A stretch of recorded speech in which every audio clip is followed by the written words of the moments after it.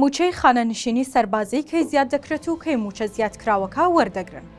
وردەکاری زیادکردنەکە چۆنە و موچەکانیان بڕی چەند زیاد دەکات. موچەی مانگی حوتی موچەخۆرانی هەرێم دابەشکرا. خانەنشینانی مەدەنی موچەکانیان بە زیادکردنەوە وەرگرت.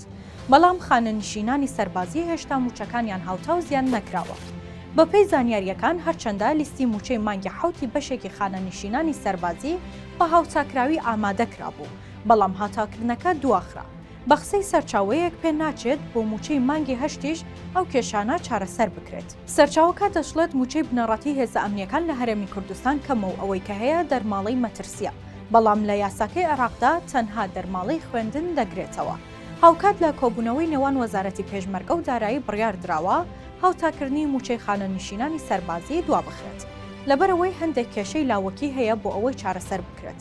بۆیە هاوتاکردنی موچەی خانەنشینانی سەربازی دەکەوێتە موچەی مانگی نۆوە، واتە لە مانگی نەوەوە بۆیان هەژمار دەکرێت.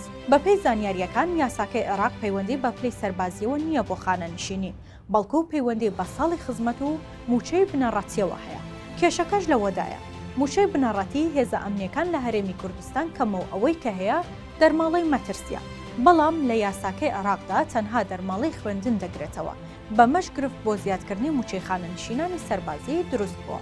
هاوکات بەرپرسێکی خانەنشینی سەربازی ڕایگەیاندووە دەرماڵەی بڕوانامە بۆ دیبلۆم ١٠٠ و بۆ بەکالۆریس ١٠٠ موچەی بنەڕەتیە و نسبەیەکی کەمە. ئەو کەسانەشی کە پێش 2014 خانەنشین بوون دەستکاری موچەکانیان ناکرێت. ئەو بەرپرسە دەشڵێت ئەوانەی موچەکانیان ملیۆنێک بەرەو سەرەوەیە دەرماڵەکانیان نامێنێت.